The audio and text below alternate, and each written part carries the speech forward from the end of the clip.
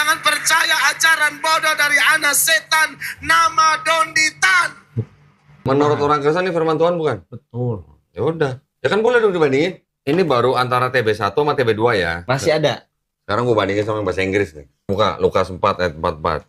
And he was preaching in the synagogues of Galilee. Ya, ini baca nih 44 nih. Dan ia memberitakan Injil dalam rumah-rumah ibadat di Yudea. Galilea sama Yudea berapa jauh kok? Bedanya kau? 70 mil. 113 kilo. 113 kilo berarti dari sini sampai ke... Ya kurang lebih Cikampek lama dikit lah ya. Iya. Ini yang ngerubah atau ini yang ngerubah? Tuan mana kok? Tuan mana kok? Tuan itu. Ini tahun berapa? Kita lihat. Biar kita... KJV 1611. Yang di bahasa Indonesia jadi Yudea. Yang bahasa Inggris KJV Galilea. Ini yang menerjemahkan Galilea yang ngerubah atau yang menerjemahkan Yudea yang ngerubah? Jadi yang salah yang mana? Galilea apa Yudea? Ini pasti kan ada yang ngerubah nih. Jangan salah, kitab yang ada, Al-Quran yang ada di depan kita itu diproduksi tahun 1924 di Kairo. Ya, belakangan sekali. Jadi kitab Quran standar yang ada di mana-mana, termasuk yang di depan kita sekarang, itu adalah produk dari komite yang dibuat oleh Menteri Dalam Negeri di Mesir dan terbit pertama kali tahun 1924. Dan kenapa kemudian lahir menjadi kitab standar? Karena waktu itu, seperti halnya sekarang, Mesir itu menjadi kiblat orang-orang yang ingin mencari ilmu dari berbagai negara. Nah, para mahasiswa yang datang ke Mesir itu umumnya membawa Qur'annya sendiri-sendiri. Ada yang membawa dari Yaman, ada yang membawa dari Turki, dari Jakarta, dari Indonesia, dan dalam banyak edisi ada perbedaan-perbedaan. Ya, kan terutama di Yaman, di Maroko, mereka membaca Quran dengan cara berbeda dengan kita. Itu harus kita tahu. Ya, dan kita juga tahu bahwa minimal ada 7 bacaan Quran yang dibenarkan. Jadi ketika Al-Quran versi tertentu dari yang diterbitkan oleh satu negara berbeda, bukan salah.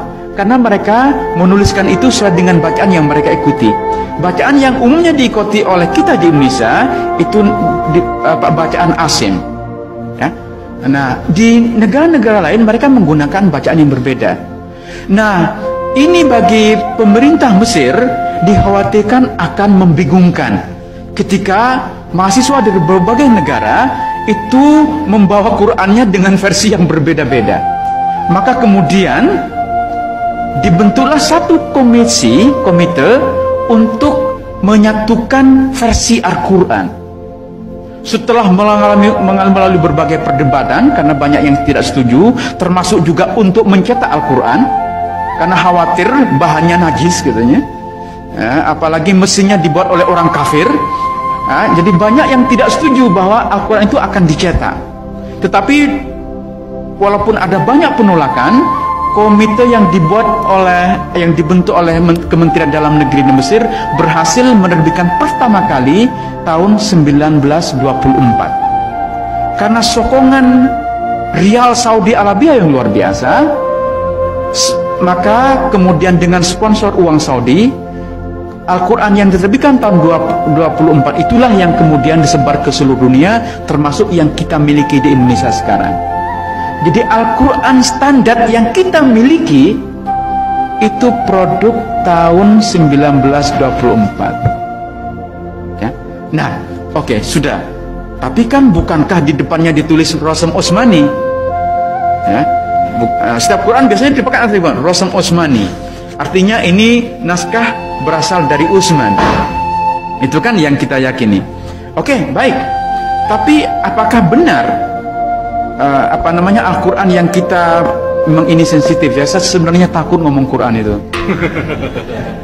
Iya, atau kita skip Qurannya karena ini kitab suci yang paling sensitif kita omongin. Ntar saya dibilang ini kok mengkritik Al-Quran. Saya tidak mengkritik Al-Qurannya ya. Ini harus Anda pahami.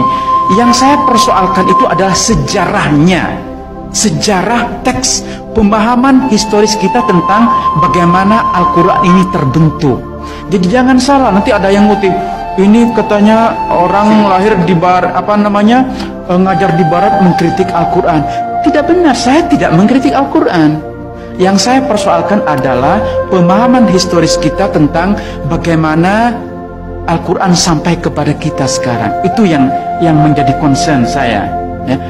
Jadi seperti halnya kitab-kitab suci agama lain, Al-Quran pun sebenarnya formasinya atau kanonisasinya menjadi kitab yang ada sekarang itu terjadi secara gradual.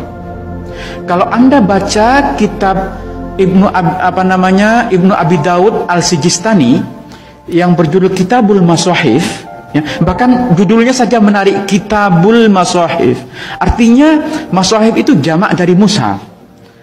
Artinya lebih dari satu mushaf, ada banyak mushaf. Ya.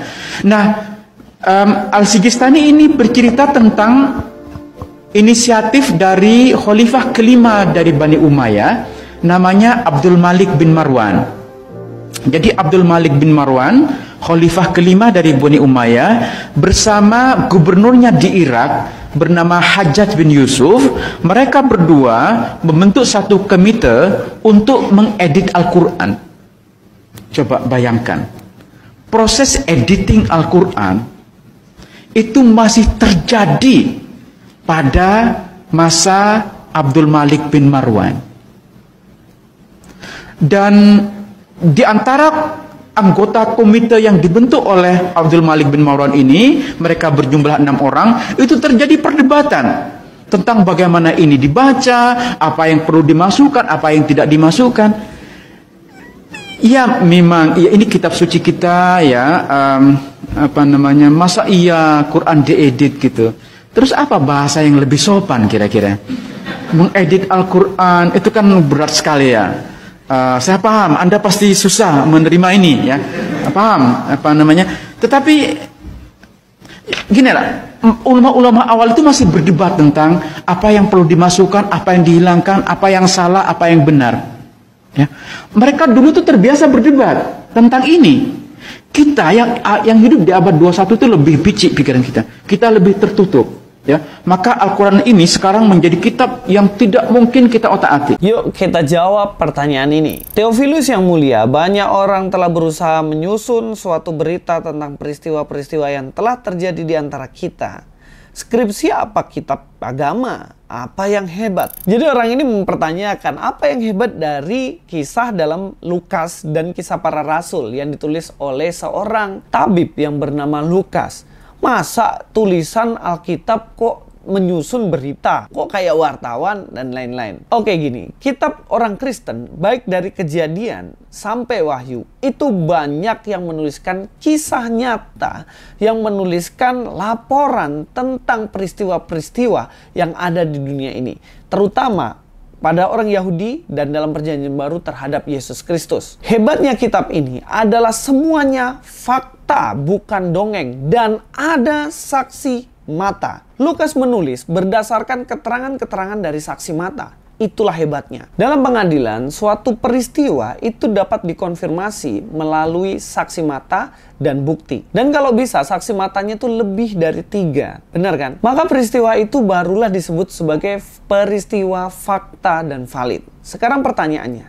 Dalam hadis Bukhari nomor 4 dikatakan seperti ini. Rasulullah sejak saat itu bila Jibril datang kepadanya, beliau mendengarkannya, dan bila Jibril sudah pergi, maka Nabi membacakannya kepada para sahabat sebagaimana Jibril membacakannya kepada beliau. Nah, mungkin teman-teman bisa menjelaskan kepada saya siapa sebenarnya saksi mata ketika Nabi mendengarkan perkataan itu.